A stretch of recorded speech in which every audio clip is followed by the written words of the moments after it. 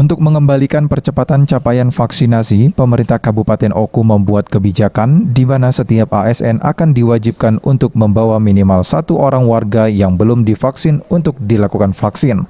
Kebijakan ini disampaikan oleh PLH Bupati Oku saat menggelar rapat lintas sektoral dan Forkopimda di kantor Bupati Oku. Pelaksana tugas Kepala Dinas Kesehatan Kabupaten Oku, Adi Prapto, mengungkapkan Kabupaten Oku menargetkan masyarakat Oku sudah divaksin hingga akhir Desember sebanyak 70%. Namun hingga saat ini cakupan vaksin COVID-19 baru 65,5%. Untuk mendukungnya, TNI dan Polri akan terus melakukan kroyok vaksin, termasuk salah satunya dengan mewajibkan ASN untuk membawa 1 orang warga yang belum divaksin untuk divaksin.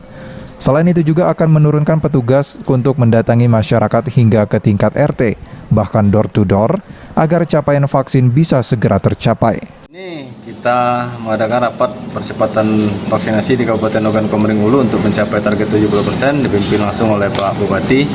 Disepakati bahwa seluruh fasilitas kesehatan selain pelaksanaan di puskesmas atau rumah sakit akan terjun ke masyarakat.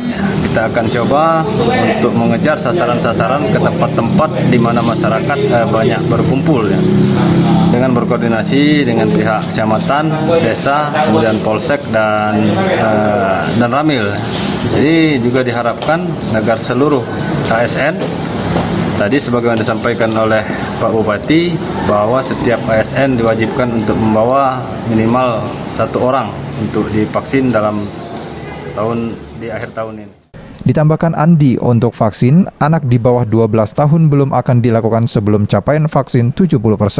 Namun tidak menutup kemungkinan akan lebih cepat akan dilakukan di Kabupaten Oku. Ari Pranika, PAL TV.